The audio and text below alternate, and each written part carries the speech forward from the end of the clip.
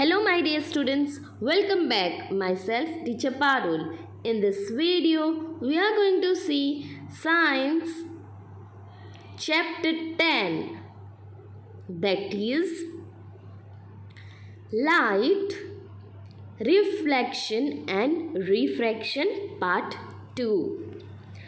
So, in previous video, we have already completed light reflection. Now in this video, we are going to see the next part of the chapter, that is part 2, light refraction. So, let us begin with that. Before we begin, let us see the topics covered in this video. So, here are the following topics which we are going to see in this video. So, now let us begin with this lesson. Refraction of light. Refraction of light. Refraction is bending of light when it enters obliquely from one transparent medium to another.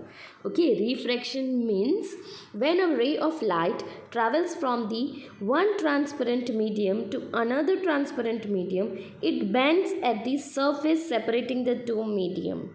Okay, this phenomenon of bending of light is called refraction of light. Okay, now the speed of light is maximum in vacuum. It is 3 into 10 to the power 8 meter per second. Okay, the cause of refraction is change in the speed of the light. Okay, the cause of the refraction is the change in the speed of the light. Okay, I hope the definition is clear to you. Now let us understand this refraction of light with the diagrammatic representation. Let us understand this refraction of light by few examples and also with the diagrammatic representation. So, the bottom of swimming pool appears higher. A pencil partially immersed in water appears to be bent at the interface of water and air. Okay, see, now when we'll take one glass jar, okay, that glass jar will be transparent. So, we'll dip one pencil inside that. Okay, that this you can try at home also. So that pencil, it will appears to be bent at the interface of the water. Okay, it will appear little bit bent. Okay, the pencil which is immersed in the water, it will appear as little bit bent. This is because of the refraction of the light. Okay, so now another example is lemons placed in a glass tumbler appears bigger. Okay, even lemon, what lemons will place in a glass tumbler, okay, like somewhat like bucket, so it will appear little bit bigger because of the refraction of the light. Letters of a book, it appears to be raised when seen through a glass slab. Okay, now when we will put a glass slab, whatever we have written on top of that, if we will put a glass slab, no, so that letters, it will be seen little bit up. Okay, it will be look like it is raised. Okay, somewhat like live. Okay, so that is because of the refraction of the light in that glass slab. Okay, so now let us see that images of this. See, when lemon is dipped inside the glass, see how it appears. This is because of the refraction of the light in the glass. Now here it is the glass slab. See, on the top line how it appears, okay, and the another line how it appears. The line which is inside the glass slab, it appears to be raised, okay. This is because of the refraction of the light in the glass slab, okay. So now we have seen examples of the glass slab, okay. Now let us see about what actually this refraction is. We have seen examples of the refraction, we have seen definition of the refraction. Yes, now most probably now we know like what is this refraction of the light, okay, how it appears in various objects. Okay, now we'll understand this what is given in your textbook, okay, about the refraction of light, diagrammatic representation of refraction of light. Okay, so let us begin with that. Refraction of light. Okay, So as we have already seen the definition of refraction of light, okay, so we know like refraction of light is like when a ray of light travels from one transparent medium to another transparent medium, it bends, okay, it bends at the surface separating the two mediums. Where it is separated, from there only it will bend, okay. So this type of the bending of light, it is known as refraction of light, or else it is known as bouncing back of light when it strikes on a polished surface like mirror, okay. Now let us understand this by the diagrammatic representation. My dear students, you can also refer your textbook page number 173, okay. So let us understand this, okay. So what you can see in the object, okay, in the diagrammatic representation, you can see the reflected ray, right? The reflected ray, it goes, as then after that it gets bent, okay, as you can see. Then the another ray, it is ending till the end and it is emergent on the another down below, right, okay. So which is E and another one is D, which is given, okay. So what we can observe from this, okay, so when the light ray, it enters from the air to the glass slab, it bends toward the normal, okay, it bends, okay, firstly it bends, right. Then when the light ray enters from the glass into the air, okay, from the glass, now it will go, it is going into the air, it bends away from normal. Then the angle of incidence that you can see I, okay, I1 is there on the top. Angle of incidence I1 will be equal to angle of emergence R2, okay, it will be equal to R2, okay. Then the shifting of the light rays slightly sideways is called lateral displacement, okay, it is known as lateral displacement. You can see D, okay, that D which is written, D is equal to lateral displacement. So the shifting of the light rays slightly sideways, okay, the light ray is whatever is falling, whatever light ray is falling, no, it will what, it will be slightly bent, okay, slightly sideways it will go, it will shift slightly. So that is known as the lateral displacement, okay. So now from this, what we can conclude is when a ray of light travels from a rarer to a denser medium, it bends towards the normal, okay. From the rarer medium to the denser medium, it bends towards the normal, okay. Now you must be thinking, what is this rarer and denser medium? Okay, so firstly let me explain that two terms, okay. So like a medium in which the speed of the light is more, okay, wherever the speed of the light is more, that type of the medium, it is known as rarer medium. Whereas where the speed of the light will be less, that type of the medium are known as denser medium, okay. Now like if air is there and glass is there, obviously the speed of the light will be more in air, so that type of the medium is rarer medium, and in glass it will be less, okay, the speed of the light will be less, so glass has a denser medium, okay. So when a ray of a light travels from a rarer to a denser medium, it bends towards the normal, okay, it will bend towards the normal, okay. When a ray of light travels from a denser medium to a rarer medium, it bends from normal, okay. At that time it bends from normal, not towards normal, understood. Now the third condition here is the emergent ray is parallel to the incident ray, but it is slightly displaced sideways, okay, it will be slightly displaced sideways, okay. So the extent of the bending of a ray of light at the opposite parallel focuses of rectangular glass slab is equal and opposite. So the ray emerges parallel to the incident ray, okay. So the ray emerges parallel to the incident ray. You can see, the emergent ray and the incident ray, they are parallel if we extend at both the lines, okay. Now lateral displacement, it depends on refractive index of a glass slab, okay, it depends upon the refractive index of a glass slab, thickness of the glass slab, okay. Now what is this refractive index of the glass slab, okay. So let us see that refractive index, okay. So the ratio of a speed of light is given in a pair of media, okay, the ratio of the speed of light, okay. So n, refractive index, it is denoted by n, which is also known as eta, okay. So n is equal to velocity of light in medium 1, is divided by or upon velocity of light in medium 2, where the medium 1 will be air and the medium 2 will be and the another will be the glass slab. Okay, so it is always denoted by medium 1 and medium 2. Okay, so the refractive index is the ratio of the speed of the light in air divided by the speed of the light in the glass slab we can take. Okay, it may be medium 1 and it may be medium 2, because in the place of the glass slab it can be any instrument, it can be water or it can be anything. Okay, so this was all about the refractive index. Now let us learn this in more detail.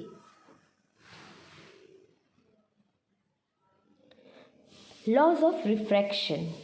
Okay, so the incident ray, the refracted ray and the normal to the interface of two transparent media at the point of incidence all lie in the same plane. Okay, the incident ray, the reflected ray and the normal to the interface of the two transparent media at a point of the incidence, all this lies in the same plane. Okay, now the next is the Snell's law. Okay, so the ratio of the sine of the angle of incidence of the sine angle of the refraction is constant for a light of given color and for a given pair of media.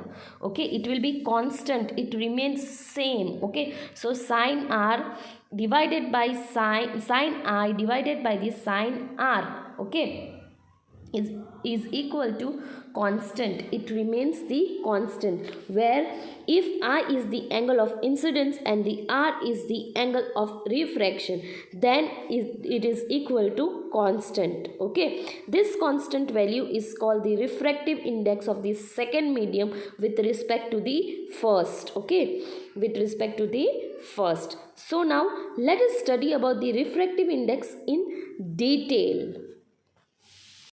You have already studied that a ray of light travels obliquely from one transparent medium into another and will change its direction in the second medium, right? Okay, so the refractive index can be linked to an important physical quantity, the relative speed of propagation of light in the different media. Okay, so in air the speed of the light is only marginally less as compared to that in the vacuum. Okay,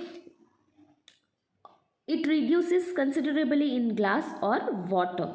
The value of the refractive index for the given pair of the media depends upon the light in the two media as we okay.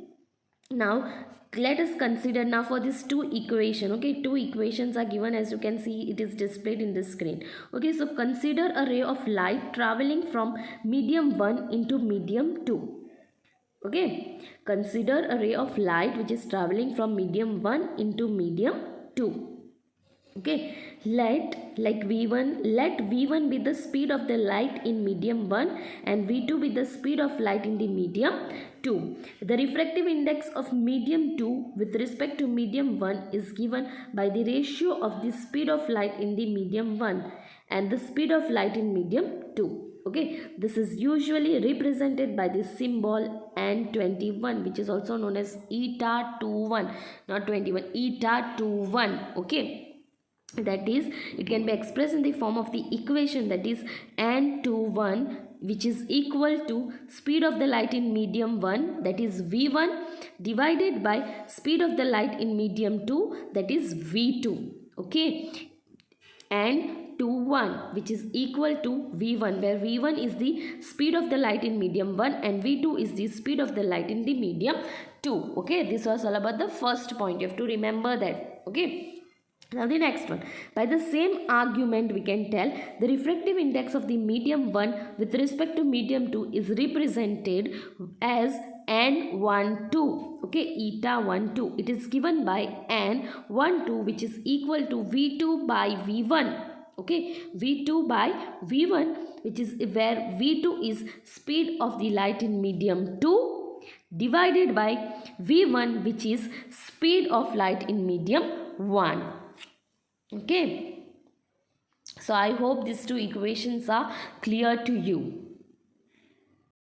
Now, if the medium 1 is vacuum or air, then the refractive index of medium 2 is considered with respect to vacuum. This is called the absolute refractive index of a medium. It is simply represented by nm. Okay, if c is the speed of light in the air and v is the speed of light in the medium, then the refractive index of the medium, which is denoted as nm, is given as, that is nm is equal to speed of the light in the air divided by the speed of the light in the medium, which is equal to c divided by v, where c is the speed of the light in the air and v is the speed of the light in the medium. This was all about the absolute refractive index. I hope till here it is clear to you. Now let us move ahead. Now let us understand few terms which is given in your textbook page number 175 in yellow color box, more to know. So let us see what is given in that. Okay, so optically denser medium. Out of two given media, the medium with higher value of refractive index, which is known as optically denser medium, optically rarer medium. Out of the two given media or medium, the medium with the lower value of the refractive index, okay, which is the optically rarer medium. When light enters obliquely from a rarer to a denser medium, it bends towards the normal. Okay, rarer and denser medium meaning I have already explained to you, right? Okay, but the same meaning is there with the value. So for the optically denser medium, the medium with higher value of the refractive index. Okay, so the optically denser medium is the medium with the higher value, whereas the optically rarer medium is the medium with the low value to the refractive index. Okay, when light enters obliquely from a rarer to a denser medium, it bends towards the normal, okay, which I have already told you. Okay, now see, the ray of the light, it enters from the rarer medium, it goes to the denser medium. At that time it bends towards the normal. Okay, as you can see in the diagrammatic representation, so n1 will be less than the n2, so n2 is greater, so the angle of refraction is less than the angle of incidence. Okay, so r is less than I. When light enters obliquely from the denser medium to the rarer medium, now from the denser medium to the rarer medium, it bends away from the normal. Okay, it bends away from the normal, so n1 will be greater than the n2 and the angle of refraction is greater than the angle of incidence, so r is greater than the I. Refractive index of a medium does not depend on any physical density. Okay, it doesn't depend on any physical density. Reflection of spherical lenses. Okay, so a transparent medium bound by two surfaces of which one or both surfaces are curved. Okay, so one of two surfaces both are curved, okay, in the spherical lenses. So the spherical lenses are of two types, that is the convex lens and the another is the concave lens. Okay, so convex lens thin from corners. Okay, convex lens, it is thin from the corners, whereas the concave lens, it is thick from the corners. Okay, so convex lens, it is thick at the center. Okay, it is thick at the center but thin at the corners, whereas concave lens, it is thin at the center whereas thick at the corners. Okay, convex lens it is converging, while concave lens, it is diverging. All these things I have already explained you in part 1. Okay, now see, as you can see, the images are there below, okay, of the convex and the concave, biconcave, biconvex, and all the images are there, so please go through it so we can move ahead. Now let us move ahead with the another topic. Rules for image formation by the convex lens. Okay, now first one, a ray of light parallel to the principal axis of a convex lens always passes through the focus on the other side of the lens. Okay, now a ray of light which is parallel to the principal axis, okay, a ray of light which is parallel to the principal axis of a convex lens always passes through the focus on the other side of the lens. Okay, as you can see in the diagram just below that. Okay, I hope the first point is clear. The first rule is clear of the image forming by the convex lens. Okay, now the next point in the image formation by the convex lens, a ray of light which is passing through the principal axis, a ray of light which is passing through the principal axis will emerge parallel to the principal axis after reflection. Okay, it will emerge parallel to the principal axis after the refraction of the light, as you can see in the image. See, from the f1 the ray of light is coming, and after the refraction it is going straight, so it is parallel, right? It is parallel to the emergent. Okay, so its focus will emerge parallel to the principal axis after the refraction, as you can see in the diagram also. I hope this 2 point is clear. Now let us move to the third point of this image formation by the convex lens. So, a ray of light passing through the optical center will emerge without any deviation. Okay, what will happen? A ray of light which is passing through the optically center, okay, which is passing from the center, it will emerge without any deviation. Okay, it will not show any deviation, as you can see in the figure how it is going. Okay, so I hope till here it is clear to you. Now let us move ahead. For the image formation by the convex lens we have already seen. Now we will see the ray diagrams of the image formed by the convex lens. The meaning of concave and convex I have already explained to you, right?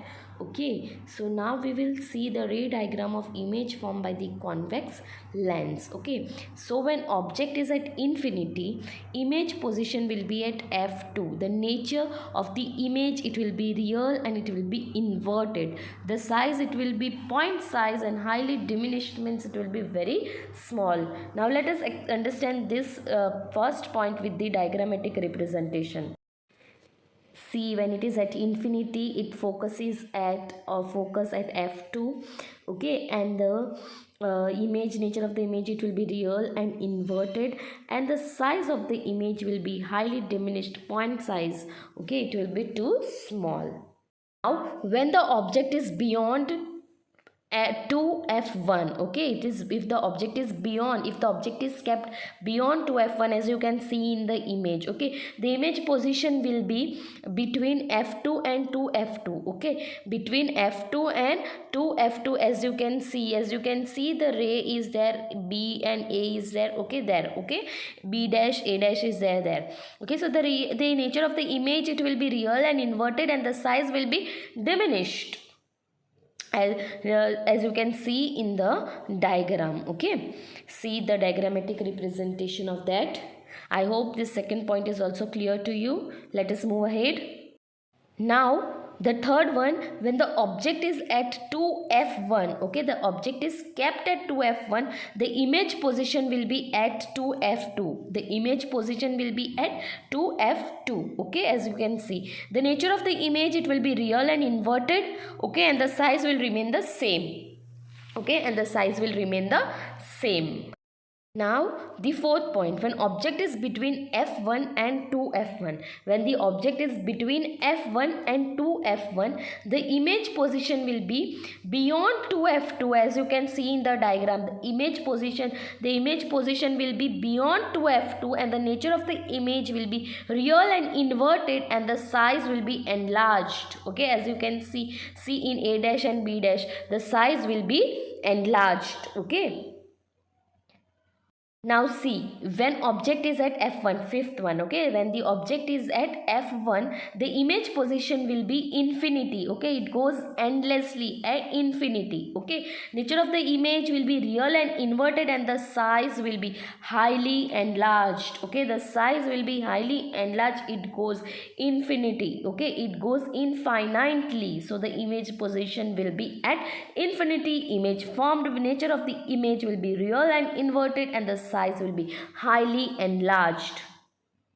Now the last one, when object is between f1 and optical center. Okay, when the object is between the f1 and it is between the optical center, means at this center, as you can see. Okay, so the image position will be on the same side of the lens as the object. Okay, the image position will be on the same side as the side of the lens. Okay, the nature of the image will be virtual and erect. Okay, it will be virtual and erect, and the size will be enlarged,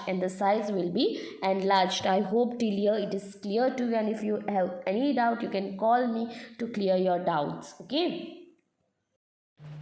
So now rules for image formation by the concave lens. Okay, just now we have completed of the convex lens. Now we will see the rules for the image formation by the concave lens. So the first one, a ray of light parallel to the principal axis. Now you can see the diagrammatic representation. There is a concave lens in the diagrammatic representation also. Okay, so a ray of light parallel to the principal axis appears to diverge.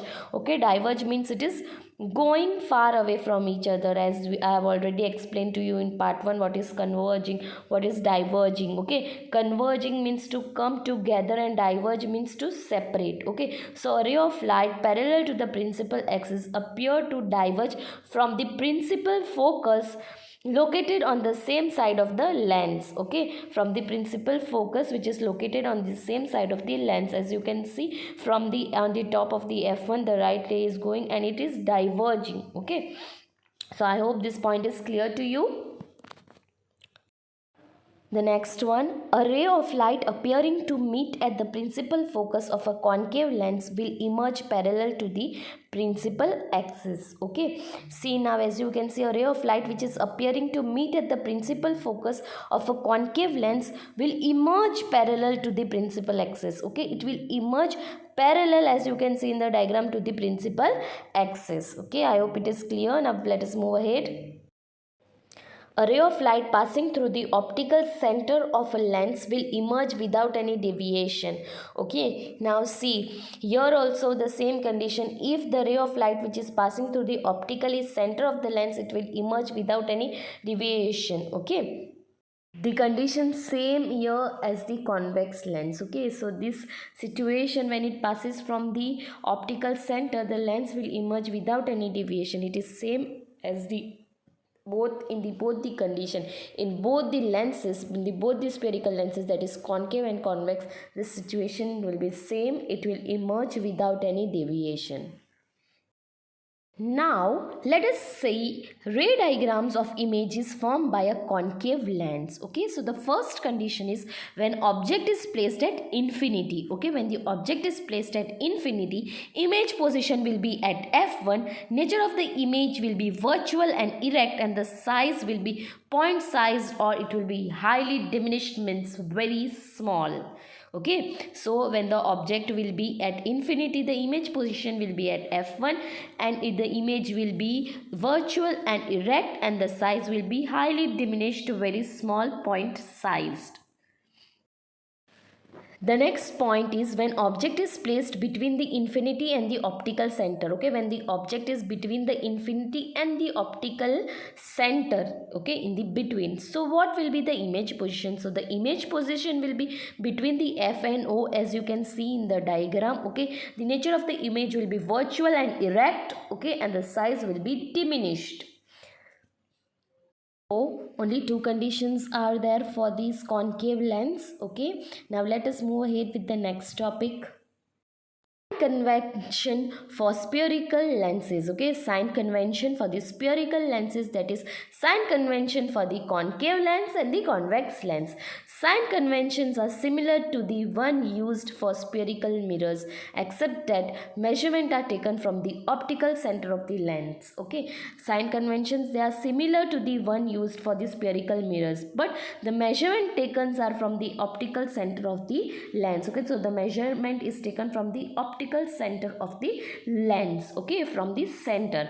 Now if the focal length of the convex lens is positive, okay, here the focal length of the convex lens will be positive, whereas the focal length of the concave lens will be negative. Okay, in the refraction of light, students, focal length of the convex lens will be positive, whereas the focal length of the concave lens will be negative. Okay, Okay, in reflection of light there are different conditions, we have already seen that, but here it is focal length of convex lens will be positive and the focal length of the concave lens will be negative. Okay, now the lens formula is 1 by f. Okay, the 1 by f is equal to 1 by v minus 1 by u. Okay, the lens formula will be 1 by f is equal to 1 by v minus 1 by u. Okay, and so what is this? So this formula, it gives a relation between the object distance, which is u, okay, image distance is v, and the focal length L. Okay, where v is the image distance, u is the object distance, and the f is the focal length, and it gives one formula, that is the lens formula. 1 by f is equal to 1 by v minus 1 by u. Okay, students, related numericals, as I have already told you, first let us get the revised syllabus from Gandhinagar, then we will do the numericals. Okay, so you have to remember this formula. Okay, now the magnification. Okay, magnification, what is this? Okay, so we will see that. Okay, so the magnification is produced by the lenses. Okay, so the it is given as okay, it is similar to that of the spherical mirror also. Okay, so it is defined as the ratio of the height of the image and the height of the object. As you can see, the magnification, it is denoted by the small m, where it is given as hi divided by ho, where hi is the height of the image and ho is the height of the object, which is also equal to v by u, v divided by u. You can write m is equal to hi divided by ho. Also you can write m is equal to v divided by u. Okay, where u will be the object distance and v will be the image distance. Okay, it will be the image distance. So magnification is produced by a lens, and it is also related to the object distance u and the image distance v. Okay, this relation can also be given as m is equal to v divided by u. I hope this lens formula and magnification is clear to you. Now let us move ahead with the last topic of this lesson.